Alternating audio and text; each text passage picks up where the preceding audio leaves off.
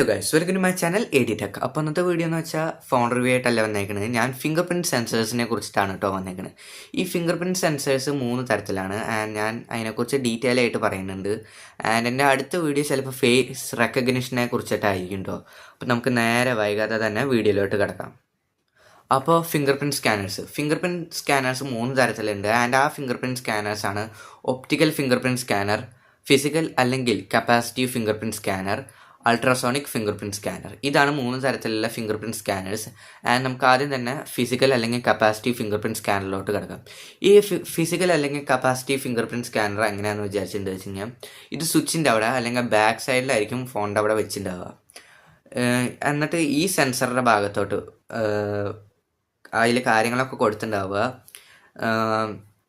ചെറിയൊരു ഗ്രിഡ്, അത് വെച്ച് ചെറിയൊരു ബോക്സ് മാതിരത്തെ ഒരു ഇതിൽ അതിൽ ചെറിയ ഇലക്ട്രിക്കൽ സെൻസേഴ്സ് ഉണ്ട്. ആൻഡ് ആ ഇലക്ട്രിക്കൽ സെൻസേഴ്സാണ് ഈ കപ്പാസിറ്റേഴ്സ് എന്ന് പറയുക. ഈ കപ്പാസിറ്റേഴ്സ് എങ്ങനെ വർക്കാവുമെന്ന് വിചാരിച്ചാൽ, നമ്മുടെ ഈ ഫിംഗർ ആ സെൻസറിലോട്ട് വെക്കുമ്പോൾ അതിൽ ചെറിയ ഈ കപ്പാസിറ്റേഴ്സ് ഉണ്ടല്ലോ, നമ്മുടെ ഈ ഫിംഗർ പ്രിൻറ്റ് സ്ട്രെയിറ്റ് ആയിട്ടില്ല, ചെറിയ ഇങ്ങനെ വേവ്സ് മാറിയിട്ടാണ് കൊടുത്തേക്കുന്നത്. അപ്പോൾ ഈ റിഡ്ജസ് ആയാലും ആ വേവ്സിൻ്റെ ഉള്ളിൽ ചെറിയൊരു ആ ഏരിയയും കൂടിയും ഒക്കെ ഈ കപ്പാസിറ്റേഴ്സ് ചെറിയൊരു ഇലക്ട്രിക്കൽ ചാർജ് ഉണ്ട്, അത് കൊടുക്കും. അപ്പോൾ ഈ ചെറിയ ഇലക്ട്രിക്കൽ ചാർജ് എന്ന് വെച്ചാൽ നമുക്ക് നമ്മുടെ ബോഡിക്ക് താങ്ങാൻ പറ്റും, ചെറുത് വെച്ചാൽ ഏറ്റവും മൈന്യൂട്ട് ആയത്, അല്ലാണ്ട് വലിയ ഹൈ വോൾട്ടേജ് ഒക്കെ ആകുമ്പോഴാണ് നമ്മുടെ ബോഡി റിയാക്ട് ചെയ്യുക. അപ്പോൾ ഈ ചെറിയ ഇലക്ട്രിക്കൽ ചാർജ് ഇങ്ങനെ കൊടുത്തിട്ട് അപ്പോൾ എല്ലാ ഏരിയയിലെയും ഈ ഏരിയയുടെ ഒക്കെ ഫിംഗർ പ്രിൻറ്റിൻ്റെ ഈ റിഡ്ജസും കാര്യങ്ങളൊക്കെ സ്കാൻ ചെയ്തിട്ട് എന്നിട്ട് ഒരു ഡാറ്റാബേസിലോട്ട് സ്റ്റോർ ചെയ്യും. ഇതാണ് ഫിസിക്കൽ അല്ലെങ്കിൽ കപ്പാസിറ്റീവ് ഫിംഗർ പ്രിൻറ്റ് സ്കാനർ എന്ന് വെച്ചാൽ. ആൻഡ് ഈ ഫിംഗർ പ്രിൻറ്റ് സ്കാനർ മിക്ക സാംസങ്ങിൻ്റെ ആയാലും പോക്കോയുടെ ആയാലും റെഡ്മിയുടെ ആയാലും ഫോണിലൊക്കെ കണ്ടുവരുന്നതാണ്. ആൻഡ് സാംസങ്ങിൻ്റെ നോക്കുകയാണെന്ന് വെച്ച് കഴിഞ്ഞാൽ A16, A17, A15, A14 ഇതിലൊക്കെയാണ് കൊടുത്തിരിക്കുന്നത്. ആൻഡ് ഇത് ഐഫോണിലുണ്ടായിരുന്നു. ഐഫോണിലെന്ന് വെച്ചാൽ പഴയ ഐഫോൺ, നിങ്ങൾക്കൊക്കെ അറിയായിരിക്കും, iPhone 5s, iPhone 5, iPhone 6, iPhone 7 ഈ സീരീസിലൊക്കെയാണ് കൊടുത്തിരിക്കുന്നത്. അല്ലാണ്ട് iPhone X തൊട്ടിട്ട് അവർ ഫേസ് ID കടന്നു.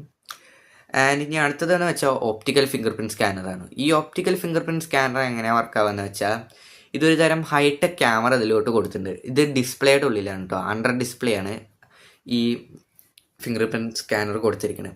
ആൻഡ് ഈ ഹൈടെക് ക്യാമറ ഉണ്ട്, അതിൻ്റെ ഒപ്പം ഒരു ലൈറ്റ് സോഴ്സ് ഉപയോഗിക്കുന്നുണ്ടാവും.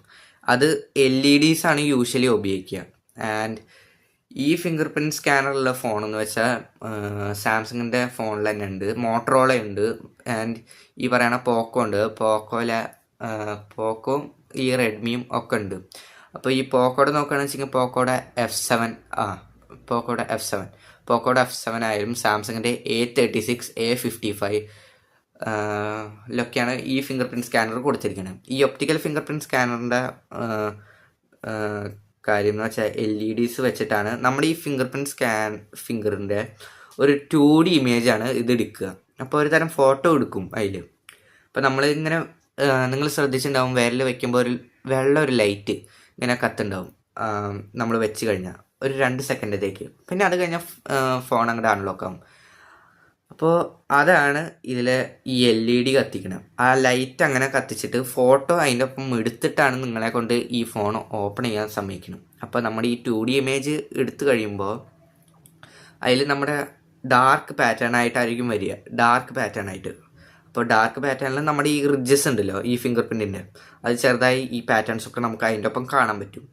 അപ്പോൾ ഈ ഒപ്റ്റിക്കൽ സ്കാനർ നോക്കുമ്പോൾ, ഈ അണ്ടർ ഡിസ്പ്ലേയിൽ നോക്കുമ്പോൾ അത് ഇത്തിരി സെക്യൂർ കുറവാണ് കേട്ടോ. അത് ഞാൻ പറഞ്ഞുതരാം. ഈ അൾട്രാസോണിക്കിനെ കുറിച്ച് പറഞ്ഞു കഴിഞ്ഞിട്ട് ഞാൻ ലാസ്റ്റ് പറഞ്ഞുതരാം.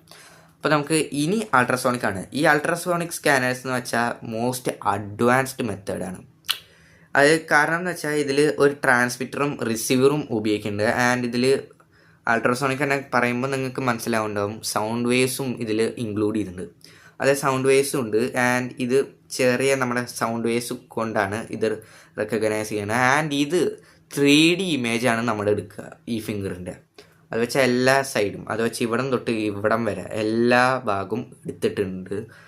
ആൻഡ് അതൊരു ഹൈലി ഡീറ്റെയിൽഡ് ആണ്. അത് വെച്ചാൽ ഡാർക്ക് പാറ്റേൺസ് ഒന്നുമില്ല, ഇങ്ങനെ സൗണ്ട് വേവ്സ് ഒക്കെ ഉപയോഗിച്ചിട്ടാണ് വരുന്നത്. ആൻഡ് ഇതിൽ ഈ ഒപ്റ്റിക്കലും ക്യാപ്പാസിറ്റീവും അല്ലെങ്കിൽ ഫിസിക്കലിലും നോക്കുമ്പോൾ വെള്ളം തട്ടിയെന്ന് വെച്ചിങ്ങനെ നമുക്ക് ഉപയോഗിക്കാൻ പറ്റില്ല. പക്ഷേ ഈ അൾട്രാസോണിക്കിൽ വെള്ളം ഉണ്ടെങ്കിലും സ്ക്രീനുമ്പോൾ വെള്ളം ഉണ്ടെങ്കിലും നമുക്ക് അപ്പോഴും ഓപ്പൺ ചെയ്യാൻ പറ്റും. കാരണം അത് സൗണ്ട് വേവ്സ് ആണ് ഉപയോഗിക്കുന്നത്. മറ്റ് രണ്ടും നോക്കുകയാണെന്ന് വെച്ചിങ്ങനെ ഫ്ലാഷ് ലൈറ്റും അതിൻ്റെ ഒപ്പം ഡാർക്ക് പാറ്റേൺ ആയുള്ള 2D ഇമേജ് ആണ് ഒപ്റ്റിക്കൽ സ്കാനറിൽ. ആൻഡ് ഈ കപ്പാസിറ്റീവ് അല്ലെങ്കിൽ ഫിസിക്കലിൽ നോക്കുകയാണെന്ന് വെച്ചാൽ കപ്പാസിറ്റേഴ്സും ഈ ഇലക്ട്രിക്കൽ ചാർജും ആയതുകൊണ്ട് അത് ശരിക്കും വർക്ക് ആവാത്തതുകൊണ്ടാണ്. അപ്പോൾ ഇതാണ് ഇതിന് 3 കാര്യങ്ങളും. ആൻഡ് ഈ അൾട്രാസോണിക്കൽ എന്ന് വെച്ചാൽ ഈ സാംസങ്ങിൻ്റെ ലക്ഷറി ഫോൺസ് എന്ന് വെച്ചാൽ നിങ്ങൾക്ക് അറിയായിരിക്കും S സീരീസിൽ S10, S20, പിന്നെ S25 അൾട്ര, അതിൽ FE ആയാലും പ്ലസ് ആയാലും നോർമൽ വേർഷനിലായാലും ഒക്കെ അൾട്രാസോണിക്കാണ് കൊടുത്തിരിക്കുന്നത്. ആൻഡ് ഇത് സാംസങ്ങിൽ ആദ്യമായിട്ട് S10 ഇറക്കിയിരിക്കണം. ആൻഡ് ഷാമയുടെ നോക്കുകയാണെന്ന് വെച്ച് കഴിഞ്ഞാൽ Mi 15 അൾട്ര അതിലൊക്കെ കൊടുത്തിട്ടുണ്ട് കേട്ടോ. ആൻഡ് ഇതൊക്കെയാണ് ഇതിൻ്റെ മെയിൻ ഫിംഗർ പ്രിൻറ്റ് സ്കാനേഴ്സ് ഞാൻ പറഞ്ഞു കഴിഞ്ഞു. ആൻഡ് ഞാൻ പറയാൻ വിട്ട കാര്യം എന്ന് വെച്ചാൽ ഈ ഒപ്റ്റിക്കൽ സ്കാനർ എന്തുകൊണ്ടാണ് ഇങ്ങനെ സെക്യൂർ കുറവെന്ന് വെച്ചാൽ ഈ സയൻറ്റിസ്റ്റുകൾ ഈ ഒപ്റ്റിക്കൽ സ്കാനർ വെച്ചിട്ട് ഒരു ടെസ്റ്റ് നടത്തിയിട്ടുണ്ട്. അത് വെച്ചാൽ ഒരു നമ്മുടെ ഈ ഫിംഗറിൻ്റെ തന്നെ 2D ഇമേജ് ഫേക്കായിട്ട് അത് വെച്ചാൽ ഫിസിക്കലായി ഉണ്ടാക്കിയത് വെച്ചിട്ട് ഇങ്ങനെ ടെസ്റ്റ് ചെയ്തു. അപ്പോൾ അവർ പറഞ്ഞിട്ടുണ്ടായിരുന്നത് അതിങ്ങനെ അൺലോക്ക് ആയി എന്നാണ്. പക്ഷേ എൻ്റെ കയ്യിൽ ഫിസിക്കലായിട്ടുള്ള എവിഡൻസും പ്രൂഫും ഒന്നുമില്ല. അപ്പോൾ സയൻറ്റിസ്റ്റ് പറഞ്ഞതായിട്ടാണ് ഞാൻ ഇപ്പോൾ പറഞ്ഞത്. അപ്പോൾ അൾട്രാസോണിക്കിലും അങ്ങനെ നോക്കി. അപ്പോൾ അൾട്രാസോണിക്കിൽ അങ്ങനെ വർക്കായില്ല, സൗണ്ട് വേവ്സ് ആണ് ഉപയോഗിക്കുന്നത്. അപ്പോൾ അത് ഇത്തിരി ക്രാക്ക് ചെയ്യണമെന്ന് വെച്ച് കഴിഞ്ഞാൽ അൾട്രാസോണിക് ഇത്തിരി ബുദ്ധിമുട്ടാണ്. പക്ഷേ ഒപ്റ്റിക്കൽ അങ്ങനെയല്ല, ഒപ്റ്റിക്കൽ ഇത്തിരി ഈസിയാണ്. ആൻഡ് ഈ സ്നാപ്ഡ്രാഗൺ എന്ന് പറയുന്ന കമ്പനി അൾട്രാസോണിക്കിനായിട്ട് 4 വർഷം മുമ്പ് ഒരു എക്സ്പെരിമെൻ്റ് നടത്തുന്നുണ്ടായിരുന്നു. അത് വെച്ചാൽ ആ ഫിംഗർ പ്രിൻറ്റ് സ്കാനറിലോട്ട് നമ്മുടെ ഫിംഗർ വെച്ചിട്ടുണ്ട് വെച്ച് കഴിഞ്ഞാൽ നമ്മുടെ ഈ ഫിംഗർ പ്രിൻറ്റിൻ്റെ ഉള്ളിലത്തെ ബ്ലഡ് വെസൽസിൻ്റെ ഈ ബ്ലഡിൻ്റെ പൾസ് അടക്കം മൂവ് ചെയ്യണത്, ഹാർട്ട് റേറ്റും ഒക്കെ അതിൻ്റെ ഒപ്പം മെഷർ ചെയ്തിട്ടാണ് ഇങ്ങനെ അൺലോക്ക് ആവുള്ള ഫോൺ എന്നാണ് പറയുന്നത്. ആൻഡ് ഇത് അൾട്രാസോണിക്കിനെക്കാട്ടിയും 2 ഇരട്ടി ഫാസ്റ്ററുമാണ് എന്നാണ് പറയുന്നത്. അപ്പോൾ എനിക്ക് തോന്നുന്നു ആ ഫിംഗർ പ്രിൻ്റ് ഇപ്പോൾ ഇറക്കിയോന്ന് അറിയില്ല, 4 വർഷം മുമ്പത്തെ ഒരു എക്സ്പെരിമെൻ്റായിട്ട് കണക്ക് കൂട്ടിയിട്ടായിരുന്നു ഇരിക്കുന്നുണ്ടായിരുന്നത്. അപ്പോൾ അൾട്രാസോണിക്കിൻ്റെ ആ ഫിംഗർ പ്രിൻറ്റിനെ ഇത് ഇറക്കിയിട്ടുണ്ടായിരുന്നു വെച്ച് കഴിഞ്ഞാൽ കുഴപ്പമില്ല. ആൻഡ് ഈ അൾട്രാസോണിക്കിൽ തുറക്കാനായിട്ട് അത്രയും ക്രാക്ക് ചെയ്യാൻ എളുപ്പമില്ലെന്ന് ഞാൻ പറഞ്ഞു. ഇത് ഇപ്പോൾ ബാലിസ്റ്റിക് ഹാൻഡ് എന്ന് വെച്ചാൽ നമ്മുടെ തന്നെ ഹാൻഡിൻ്റെ ഒരു ഫേക്ക് വേർഷൻ ആയിട്ടാണ് കൊടുത്തിരിക്കുന്നത്. പക്ഷേ നമ്മുടെ ഈ ഫിംഗർ പ്രിൻറ്റിൻ്റെ എല്ലാ ഡീറ്റെയിലിങ്ങും ഒക്കെ അതിൽ കൊടുത്തിട്ടുണ്ടാവും. അപ്പോൾ അൾട്രാസോണിക് ഫോണുകളൊക്കെ അങ്ങനെ തുറക്കാൻ പറ്റുമെന്നൊക്കെ പറഞ്ഞിട്ടാണ് ആ കാര്യത്തിലോട്ട്, ആ എക്സ്പെരിമെൻറ്റിലോട്ട് സ്നാപ്ഡ്രാഗൺ ഇറങ്ങിയത്. അപ്പോൾ എങ്ങനെയാണെന്ന് അറിയില്ല. അപ്പോൾ അവർ പിന്നെ ഇതൊന്നും ആ എക്സ്പെരിമെൻ്റ് അങ്ങോട്ട് ക്യാൻസൽ ചെയ്തു വന്നു. അപ്പോൾ ഇതൊക്കെയാണ് ഇതിൻ്റെ 3 മെയിൻ ഫിംഗർ പ്രിൻറ്റ് സ്കാനേഴ്സ് ഫോണിൽ.